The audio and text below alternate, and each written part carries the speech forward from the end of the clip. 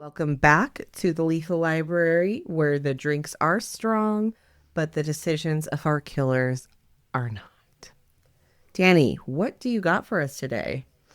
Today's story is about Alofa Time. And I'm telling you, it's spelled like the clock. Time, time clock. So if I accidentally do that, my apologies. Whoopsie. It's Time. A man who somehow thought the best way to work out relationship issues was with threats, violence, and eventually unthinkable brutality.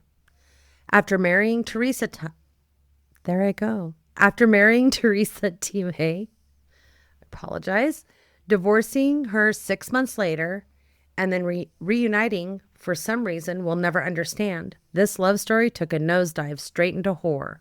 Spoiler.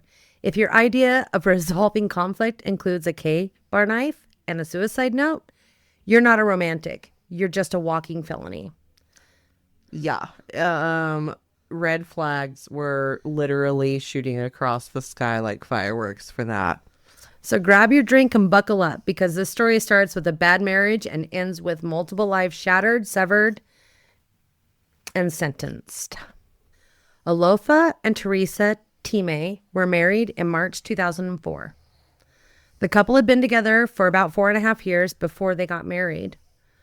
But just after a few months, they were divorced in October of 2004. Yeah, 6 months is extremely fast, just because you know how long the process of both marriage and divorce is. So, yikes.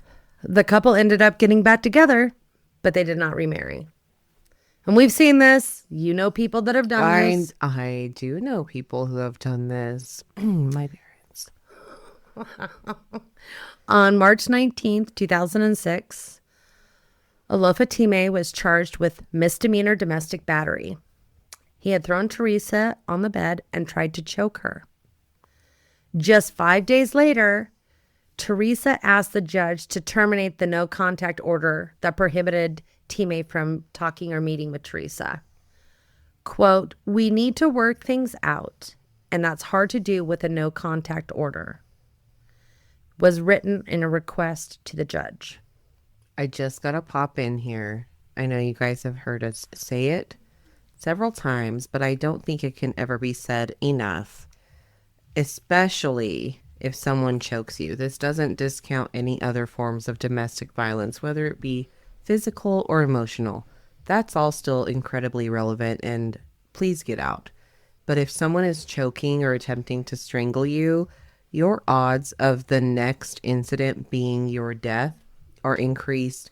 I don't even know what the statistic is. It's probably very, very high. It is incredibly high. So that is not even, I can't even call it a red flag. That is literally a red firework trying to blast in your face. And I know it is not easy to leave. As we can see, she wanted reasons to cut the no contact, make it work. But please, if this type of thing ever happens to you, know how serious that implication is and how likely it is that you could also become a statistic. You may not, and if you don't, that's wonderful. But it's the risk with it has been documented. Absolutely. But the judge did do something. Really? Theresa was required to attend domestic violence and safety planning courses at the Valley Crisis Center in Nampa before he would lift the no contact order. So to help inform. Right, correct. Theresa attended 5 classes, and then the judge approved her request.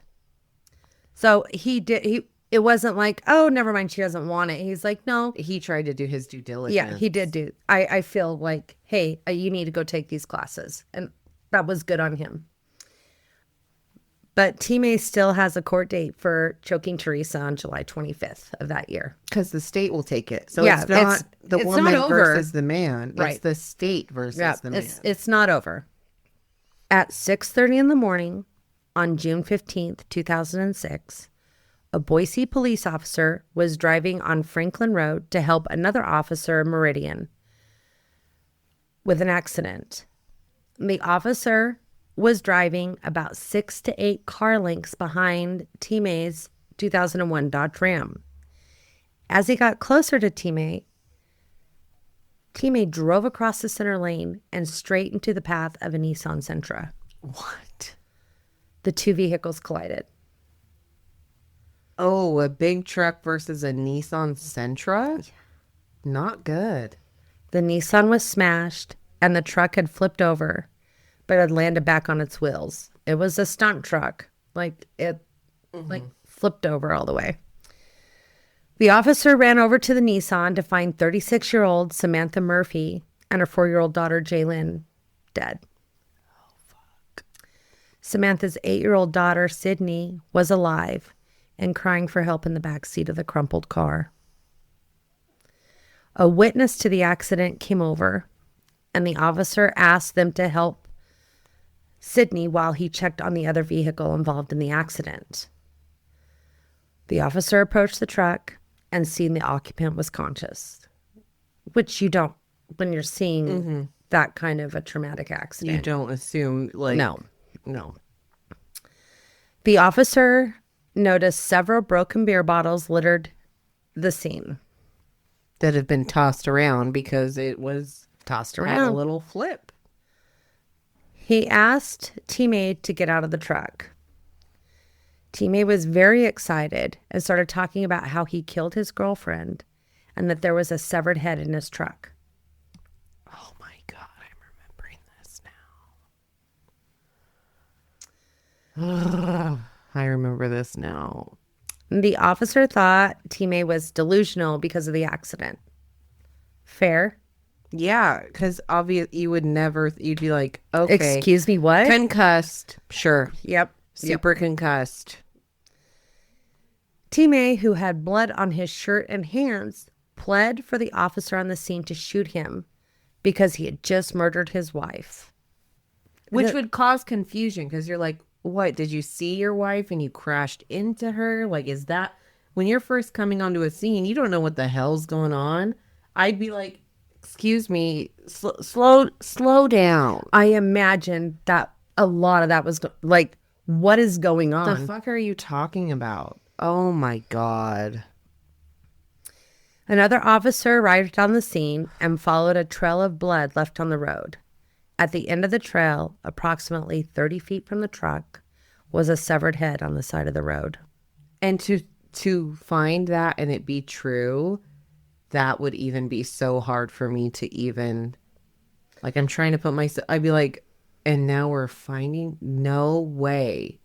This can't be But real. also, some thought to the officers thought maybe it belonged to somebody involved in the accident. Right, because a violent wreck like that, the truck flipped, 2 people are dead. It's not unheard of to see that type of carnage in a wreck. Especially a big Ram pickup versus a Yeah. Sentra. But after checking the victims thoroughly, they realized it didn't belong to anyone on the scene. Can you imagine those officers? Yeah, because I would never believe when they say he came out of the truck excited. First of all, you're like, this is such a weird response. You must have hit your goddamn head. Right. Mm-hmm. Like there's, you clearly, whatever you say, it has got to be just nonsense. And then they have to process, oh, wait, oh, shit, we did, oh. And you do have blood on you and you're not bleeding. And now we found a head. That would be very tough for me to process or to even get on board of like, and realize like, oh shit. Chaotic. Oh my God. T-May, age 50, was arrested at the scene. When he was searched, the arresting officers found a suicide note in his wallet. It stated he had $300 set aside for his cremation and he wants his ashes spread over Table Rock. When they searched the truck, they found another lengthy suicide note that detailed why he killed Theresa. At the top of his note, he wrote motive and underlined it. The note indicated he was tired of his wife hitting him, calling him names, and making fun of his manhood. Okay. Police also located a 12-inch K-bar knife at the scene. Oh, we've heard about a K-bar knife recently. Yeah, we have. It's been Coburger. Sheaths, Amazon. So look up to know what style of knife it is. Look it up. What's a K-bar knife? It's a large hunting style knife. It's meant for gutting things. Yeah. Yeah. Police then went to the couple's home located in Nampa, where the officers discovered a gruesome scene. Theresa Time's body was found sitting up in the driver's seat of a car parked in the garage. That is unimaginable. Like, I'm imagining it, but I'm just like sitting up a body without a head. This is insane. Yeah, this one's been on my list since day one, but it's taken me this long to... And I can see why. Theresa, age 46, was born in Samoa, where she was raised and educated. She moved to California in the late 70s, where she raised her 3 sons. In 2000, she moved to Idaho. Theresa was a support worker for a self-reliance team at the Idaho Department of Health and Welfare for over 2.5 years. Theresa's family said how loving she was. She was very helpful and enjoyed entertaining. Her 3 sons were ages 11, 16, and 19 at the time of her murder. That is terrible. They're babies still. No, I fucking remember this now, but it's one of those ones where I was the age that I would just hear it secondhand on... I knew it was a huge deal because it was like a months-long media thing that you hear every night. My parents listened to the news and stuff, but I never... It's pretty gruesome. Yeah. Earlier that morning, around 5:30 a.m., Time had called his sister, Rita, and told her he had killed Theresa. His sister begged him not to kill himself and tried to call the police. But Rita lived in California. So to get, especially at that time, to be like, you need to transfer me to the Idaho. Like, and find a number, like so fast the panic. Rita lived in California, so she tried to reach out to another brother, Samadhi. He lived in Boise, so Rita thought he could notify the police. Yeah. Way easier. But she couldn't reach him, so she ended up calling Samadhi's daughter. And if I'm saying that name wrong, I apologize. So the family knew something bad was terrible. And I think if I had a sibling call me and say that they killed their I would probably have a hard time believing it. I probably think it was like a manic break. Yeah. And like, you know, and your siblings threatening to kill themselves. You're like, wait. Time is charged with first-degree murder for the death of Theresa and second-degree murder for the death of Samantha and Jaylyn. The people that he ran into? Yeah. Yeah, what the fuck? Samantha Murphy was 36. She was driving her girls to daycare the morning she died. That's just an average fucking day. Every day you're doing your routine. She was employed at Baird's Dry Cleaners in Boise and was just promoted to office manager. I think Baird's is very close to my work. That's so crazy. Yeah, and they're pretty... they might have multiple offices. Yeah. I do believe that they're pretty... well known. Like, yeah, they're like the dry cleaner of the area. Yeah, they have several locations here. Samantha was born in Jerome, Idaho, and later her family moved to the Spokane, Washington area. And that's where she graduated from high school. She graduated from Spokane Community College. Her 3 daughters were the joy of her life, and she was a wonderful mother.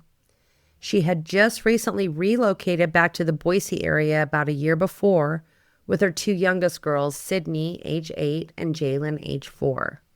Her 16-year-old daughter, Kaylee, remained in the Spokane area. Fair. She's like, I'm not leaving high school. Right. I don't blame her. Yeah. A 16's a rough age to be picking up and starting over. A couple more years with your friends. So Yeah. You want she's that. Samantha enjoyed taking her girls to church and just recently had picked up crocheting, and she had made some really cool things for her daughters, and she picked it up really fast. So, and her girls were her world. And little Jaylin loved to play in the water and ride her bike. And she loved Dora the Explorer. She was full of laughter and fun. I saw a picture of Samantha and Jaylin, and she was cutie patootie. And just knowing, like, I'm on TikTok a lot, but I get a lot of those videos of, like, just the most ridiculous car crashes. And let me just tell you, car crashes are one of my only fears in life. I think that's why I'm such a diligent driver. Like, you and I commute a lot.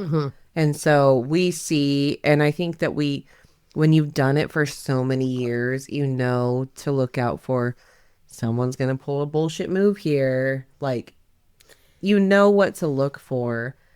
And just, this is one of those things that there is nothing that you could do to prevent it. No. There's no defensive driving that you could likely do when a Dodge Ram wants to veer into your shit. He was doing it on purpose. Yes, exactly. It was a suicide mission for him. It's not one of those things where you're like, even if the light's green, check both sides, which is a great practice because some people run very, very, very red lights. This is not something that you would normally be looking for. And even if you were, where the fuck would you go?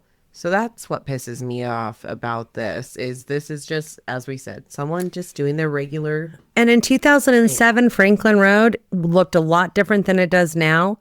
It was country. Yes. Where you're cruising 45. It's better than the freeway. Yeah. Better than the freeway. Actually, less risk.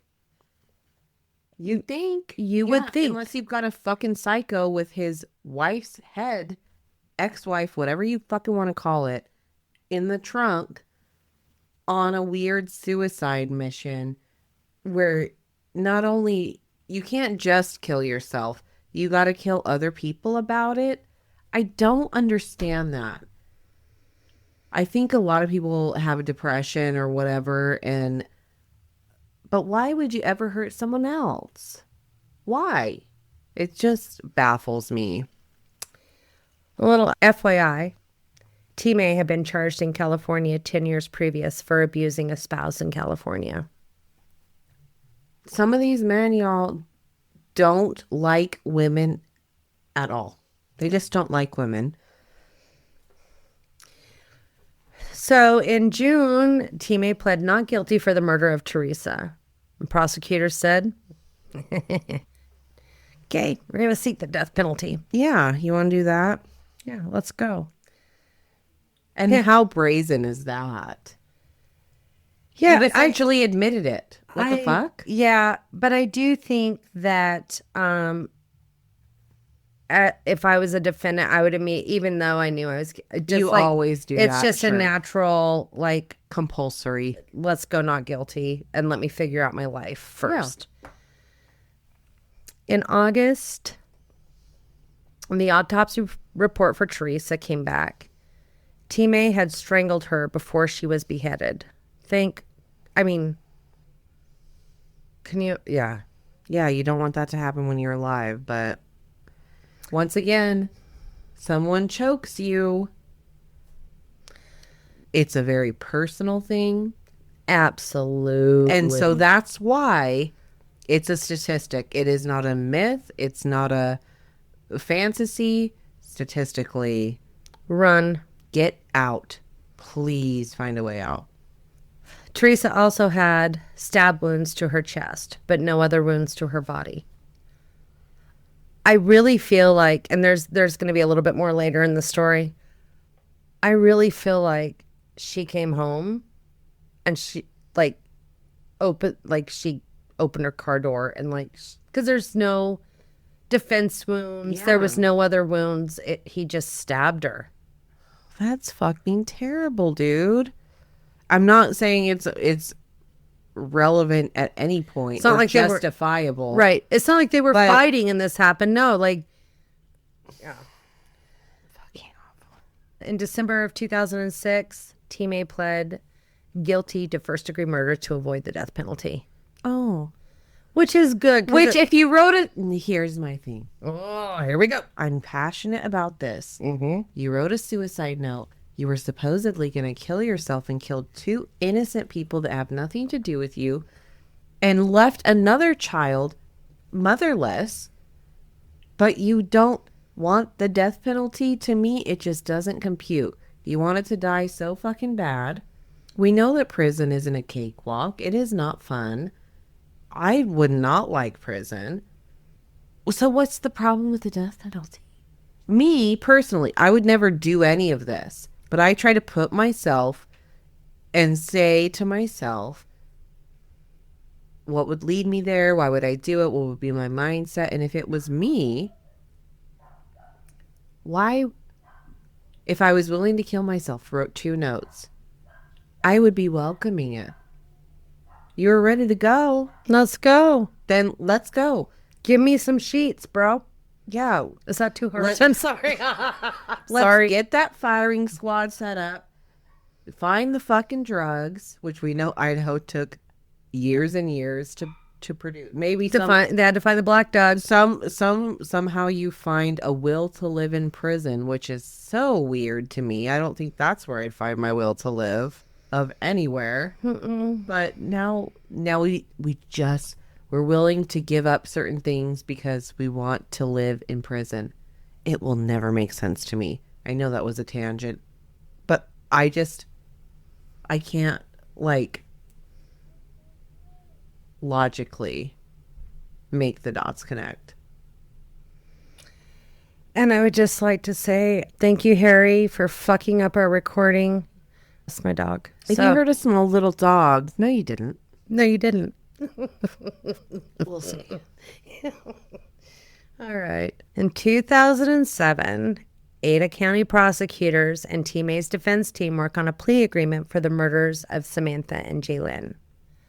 Prosecutors dropped the 2 charges of second-degree murder and recharged him with 2 counts of vehicular manslaughter and 1 count of aggravated DUI. I don't like that. I understand you have to give and take and everything, but truly, that if you're willing to drive into someone and having a truck, who's going to win in the fight? You know who's going to win. I know who's going to lose Yeah. on my vehicle that I personally drive every day. Yeah. Well, it's metal. Well, and do you fight with a semi? No. You're never going to win. Do you know that it took me an hour and 15 minutes to get home yesterday? Fuck. Were you in that bullshit? It took me longer. I didn't take the freeway yesterday because Oh, my because thing- you use your maps. Yeah. I don't. I just get on. So I was on the connector and I get a phone call from Jared, who never calls me. Oh. I was on the phone with my mother. I'm like, I wasn't even quite on the connector, actually. I better just pick up. Yeah. Yeah. So Jared said a motorcycle hit the back of some type of a construction vehicle. I've heard that Adam said it was a concrete truck. My mom said it was, but Adam saw the guy weaving in and out of traffic. Yes, yes, yes. I am so scared of motorcycle.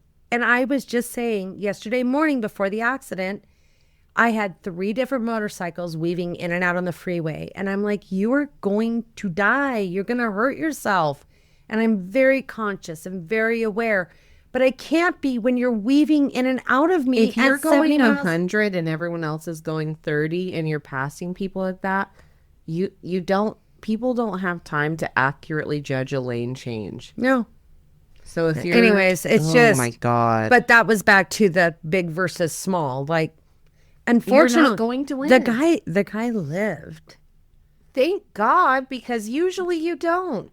Most ER, you know those TikToks where it's like ER people or doctors. What Things you I would never do. Ride a Or like motor. motorcycle. Yeah. I don't care if you've got your helmet and all the gear. He's like, if I could tell you the amount of times where someone's head comes to me in a helmet and is in perfect condition, but it's detached from the body, Yeah. it doesn't matter. So it was deliberate.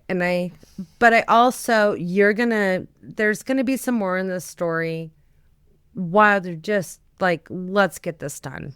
And so if there's some satisfaction, Sometimes you have to settle. No, I get it.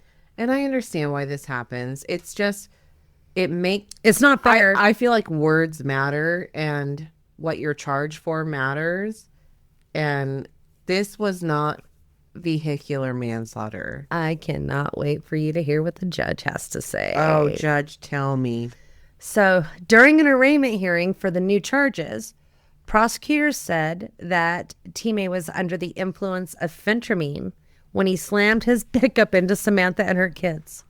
Now I gotta turn the table over because any millennial knows what phentermine is. Gen X probably knows too. Extremely popular weight loss drug. Little bit crackish. I'm not gonna lie. I tried it. It helped me lose weight. A little bit crackish. A little bit, a sprinkle of messiness. Sure. You're very thirsty. You're very thirsty, and I think it does have a propensity for abuse. Sure, I'm sure there's people that abuse it, but that's the reason you plow your huge ass truck into a Nissan Sentra. Well, Time admitted to taking an excessive amount. Probably How excessive! And all those beer bottles, he was probably trying to kill himself, which I don't know how much phentermine you'd have to take to kill yourself. Probably really a lot. But then he was drinking beer. Obviously, I mean, I'm assuming those beer bottles were decided to kill other people about it. That's where most suicidal people, they already are very ashamed of the effects that it's going to take on their families. Yep. And to kill other people in it, unless they're in a cult or some type of religious sect or some type of or a terrorist weird political, like a political thing where they're like, this want to be a martyr. Sure. that for the most part, suicidal people would never hurt another person. No, that's not their goal. No. When the judge asked him why he was pleading guilty, he said he didn't remember causing the accident, but agreed it was his fault. Convenient. Quote, I took my medication, drove my car, and got into an accident. Took my medication as prescribed? I just want to say I don't recall when this happened. Convenient. Sure. And Time pled guilty to those charges. I mean, at least they get something, sure. But I think that we all know, like, even if you don't remember it, you were functioning and doing things to lead up to this. You had the foresight to write notes. You knew what your purpose was, so fuck off. His sentencing hearing was held in March. He begged Samantha's family for forgiveness. Quote, I am consumed with grief. There are no words I can say. Your pain is embedded deep in my soul. I am deeply sorry. I hope you find it in your heart to forgive me. 4th District Judge Deborah Bale sentenced Time to 45 years in prison, the maximum sentences for all 3 charges. Thank goodness, because sometimes you can get like 3 or 4 on a vehicular. She told Time he, quote, forfeited all rights to be among free people. There is no point discussing rehabilitation when a crime goes this far. Judge Bale said Time's crimes stem from uncontrollable rage, and she considered him guilty of murder, not manslaughter, for killing Samantha and Jalen. Thank you, Judge. Go Judge Bale. Jeez, That's yeah. why they agreed on this. And I know that there's reasons. And just, we're going to continue. But I mean, the judge was like, this was fucking Yeah, murder. everyone knows it. Sure, You're we're a gonna fucking label it murderer. this. Never mind your wife. Yeah. But this poor innocent mother and child. That were just on the way to fucking daycare, dude. Samantha's father, Lloyd Puckett, told Time, quote, Mr. Time, I want you to look at these pictures. Every time I look at you, I feel my blood pressure go up. I can't help it. Which is so... That's so real. Like, imagine that happening to your best friend, sister, your mom. But he was so controlled in saying that because I've been like, you motherfucker. But I would have maybe had to have the bailiff escort me. Sure. classy Mr. Puckett. And I love that last name, by the way, just because, I love that last name. Lloyd stated he forgave him for his crimes, even though their family is still mourning the loss of his daughter and granddaughter. Quote, Jalen was the sweetest thing. You have taken her from me. This is so good. Lloyd said Time was lucky he was going to prison for life because he had time to possibly pay for his sins on earth instead of in hell. Quote, don't blow it. Ooh. I love that. You know what? That's probably one of the best little Way to go, Lloyd. Fucking arguments you could have. Samantha's stepmother, Marcy, asked why Time didn't pick a telephone pole or a dump truck if he wanted to kill himself. Inanimate object, sure. She also spoke of Sydney, who is now being raised by her grandparents. The tiny baby. Marcy says Sydney is plagued by nightmares and continues to be devastated by the loss of her mother and sister. At 8, can you not pour? I will say this. I did do a little research on her. I think she was 18. She was doing very well. She was a rodeo queen and very involved with her horses and stuff. I mean, I'm not saying that this wasn't a horrible thing, but for her to overcome that and be successful. Yeah, as a child. Yeah. Yeah. Kudos. Kudos, Sydney. I can't imagine. No. Rita, Time's sister, told the court that she and her family were praying for Samantha and Jalen and the rest of the victim's family every day. She said that they appreciated that the Pucketts had forgiven her brother. The love that after the hearing was over, both families exchanged tearful embraces in the hallway of the court. Because it has messed up all the families. Yeah. And for them it was very sweet that they were like able to reach. Yeah. And not hate. And understanding. Not hate each other. And because, that's all they had, you know? Mm-hmm. Ugh. A few days later, Time was back in court, this time for the sentencing for the first-degree murder plea of Theresa. Theresa's son, Abraham Talili, age 17, said, quote, I miss her every day, and I wish her life didn't have to end in such a brutal way. This awful man has taken one of the most precious gifts in our lives. This was his stepdad. His stepdad. Oh. So you think about it's someone that he probably tried to welcome, and so let's just say 4.5 years, like he probably known him since he was like 10 or 11. And you maybe had some apprehensions at first, but he's part of your life now. Yeah. And knowing that they were in court and stuff, he had probably seen some shit. Oh, absolutely. Even if it wasn't super serious shit, he had seen some shit. And then knowing that he escalated it, makes me so mad. But as a 17-year-old young man to go in there and sound just, it was very put together. Because At any age, be like, you son of a bitch. All I can say is fuck you and fuck you and fuck. Like, truly. Way to have, these people have class. Yeah. A lot of class and dignity. So, And it's so much to be in a court, because public speaking is like the number one big fear, right? And then add in the emotion of it being regarding your loved one that you lost, to be able to talk. Ooh, it's getting me a little. no, they're very, I mean, they held themselves very well. And they're very classy. Because at 17, I would have said did it. At 30, I would have said it. I mean, I just know. So, gosh, what gracious people. Seriously. Theresa's sister, Roberta, testified that the family has decided to forgive. Quote, "We cannot live with broken hearts. In time, we have to accept these things happen to us."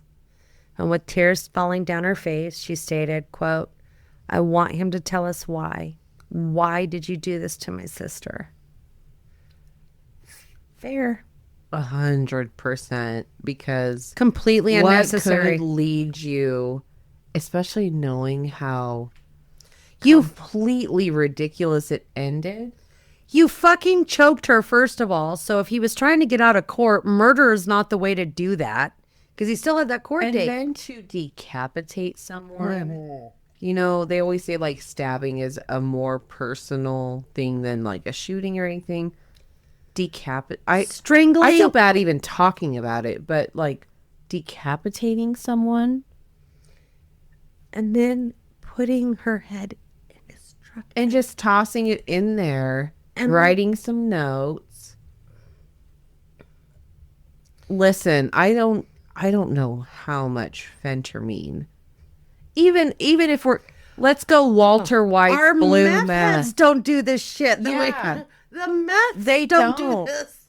So, and they're on that pure crystal. So what the fuck is the problem here? Like, This is a brutal one, Steph. I told you. I mean, this is, I told Steph earlier, like, this is the first, I mean, I've gotten emotional about other ones. This is the first one, like, I had tears running down my face. and I told Danny, like, I remember hearing about this case because I was younger when this happened, and it was all over the headlines because it's a very salacious story. I mean, It is. a decapitated head coming out of a truck bed. It sounds like too Made crazy up. to be true, Right. like not even fit for movies, right? So I remember hearing about this, like, you know, you're a kid, yeah, parents are watching the news anyway, but it was a big deal, and now I'm like, oh, this is the shit that happened. Team A stated during his hearing, quote, "It's not easy to sit here today because I was a part of your family, and yet I caused the pain that brought you here. I have no words to express how sorry I am." He also apologized to his own family for the shame and pain he brought to them. They are so, yes, Theresa's family, but also he drugged his family. They seem very close, by the way. Yeah. And they're in there. And good, you should feel fucking shame, you dick. And I'm like, why didn't you feel shame before? Because it feels like in a lot of these cases, if the suspect would have felt shame For choking his wife? or remorse or even just embarrassment, because some of these folks act like they don't know people can see them. Like, bring back embarrassment, bring back a little bit of shame. Fuck yeah. Prosecutor Victoria Bond, she sounds like a villain. I love it. Yeah. Prosecutor Victoria Bond said Team A had made a conscious decision to kill Theresa. Clearly. He purchased the knife and wrote letters before the attack. Bond said, quote, "He waited for her that night. Neighbors say he sat on the tailgate of his truck singing that night like he was intoxicated." So it wasn't even an argument. which wouldn't excuse it. I know we all know this. Wasn't a heat of the moment. Like arguing over money or whatever, as you know, most relationships do. To wait for someone when there isn't a trigger and someone that's your partner. And is he the father of any of these kids? No. Okay. So he's a stepdad. But anyway, he's been a father figure. Yep. To sit and wait. Yep. For someone to like come home after work. That's what he did. To do that extreme of an act. No, never out. Please. Please just never be in society again, because that is so toxic. Can you imagine? Where you just think, oh, our relation, because we've been in toxic relationships, and you think, man, this whole week we haven't even fought. And I don't know if that's the case, but imagine that it was. She pulls into her driveway. I haven't got the shit beat out of me recently. I told the judge to drop the restraining order. We are working on it. We've talked. And some of these narcissists, we've talked about a plan. They've admitted to this, and that. Everything's going good. It's a random Tuesday, Wednesday, whatever the fuck day it is. And someone is waiting for you with that intention that is supposed to be your partner. You ready to get more disgusted? Oh my God, I'm not. But let's go. Pathologist Dr. Joseph Krantz testified that Theresa was alive when she was cut twice with a knife in the upper chest. The cuts were deep enough to leave abrasions from the knife handle. Okay. I don't even know what to say to that except just to be appalled. She also suffered an internal blunt force trauma wound on the back of her head as she struggled in her car. She was trying to get out of her car. Yeah, you're kind of in a compromised area. Like, I'm trying to imagine this. And especially, I think we all are in like routine mode. Pull into the driveway, grab purse. And she probably saw him sitting there. Then someone attacks you that you're like, of course, this person can't be attacking me. We're not even fighting. They probably have been having their issues, you know, and she pulls up and she's like, great, he's fucking here. Probably intoxicated. Great. Took a few too many phentermines and alcohol. Who the fuck is getting obliterated on phentermine? What a loser. Her official cause of death was strangulation and the knife wounds to her chest. And so everything else was just extra. Like, how? That's so appalling to me. She was barely alive when teammate cut her off her head. I want to fucking windmill this bitch. Like, he's a big boy too. He's a big Samoa boy, I think. He's Samoan. I would like to duct tape oars to my arms and windmill the fuck. Because I'm a short person, sure. I would like to make up for that handicap. I will train and practice for it, because what in the fuck? I'd love to bitch slap a person with a full You become force. Karate Kid with a horse. Let's do it. Could you imagine the force? Let's go. And it would just be vehicular manslaughter, because I could plead down. I'm in a vehicle. I'm on a boat. Oops.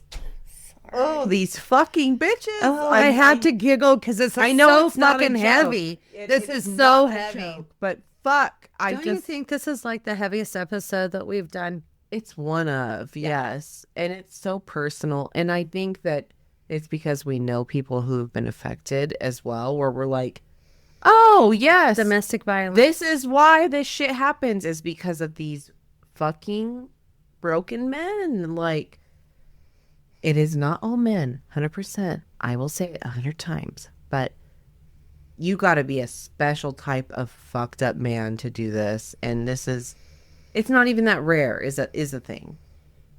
So he has 45 years under his belt, right, for Samantha and Jalen. But he was also sentenced, this is in the plea agreement, to life in prison without the possibility of parole. Good, die, rot, bitch. And that's why the 45 years really wasn't, because there's no appeals, there's no nothing. Good. So, and the judge knew that when she sentenced, and the prosecutors knew that when they pled everything down. Some of their rulings are symbolic. Right. They're just like, let's save the heartache of the families, all the families. Truly, yes. Because we've seen these cases drag on literally decades. And it's like, no, just have him plead life, and then he's stuck in fucking jail forever. And I don't ever have to go to another court date for 20, 30 years anyway. Oh, and wait, that doesn't never happen here. Even if they try, they fuck it up. So, yeah. Fuck you, Team A. How absolutely disgusting. Well, he's and currently preach. I don't like you, but could you pay him a visit?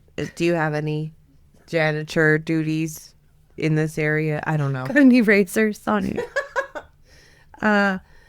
Team A is currently 69 years old and resides at the Idaho Maximum Security Institution in Boise, Idaho.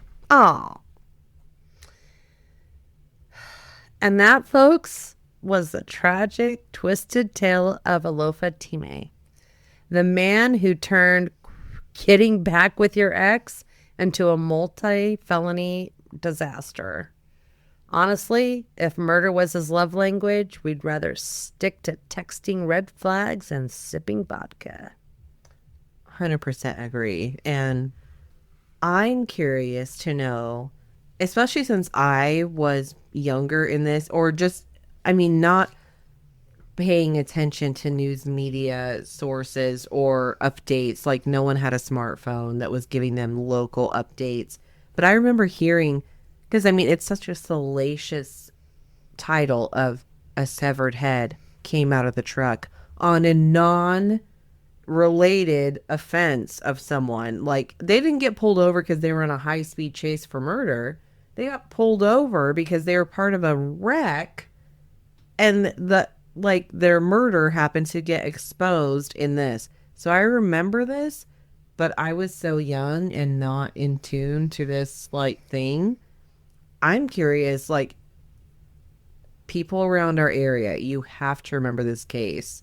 And if you have anything interesting to share, or you knew anyone, let us know, because now that I know the whole story, this is wild shit. It's wilder than I could have imagined. And I am pretty sure. So I just want to say, I did not say this in the beginning, and my sources for this story were the Idaho Statesman. It always from the Statesman and KTVB. So, but I am pretty sure, because I tried to find it. I'm pretty sure there's a dateline on this, or 2020. I think because I couldn't find it, because I really where was do you like, get a headline like that? A severed head pops out of a truck bed on a different charge. Because I wanted to get more. I wanted to get more from the families, and that's where you get a lot of those, is when you get episodes of Snapped or Dateline or anything like that. But I couldn't find it. I mean, I didn't dig deep. But I know I have heard. I'm sure it probably maybe it was another podcast that I heard it on, because I'm a junkie, literally. Shout out to y'all. But I didn't listen to any podcast to do this. I mean, it was way back. But I tried to find a dateline on it, and I couldn't. But so mine is all from newspapers.com. I just read papers. So the next time you're 3 margaritas deep and thinking about unblocking your toxic ex, maybe don't. Thumbs down. 0 out of 10 stars. Don't do it. And you broke up for a reason. Instead, pour yourself another vodka. We promise it's safer than any reunion Alofa ever had. And toast to lessons learned without needing a trial transcript. 10-4, rubber ducky. Join us next week for more crimes, cocktails, and questionable life choices. Fuck yeah! Fuck yeah.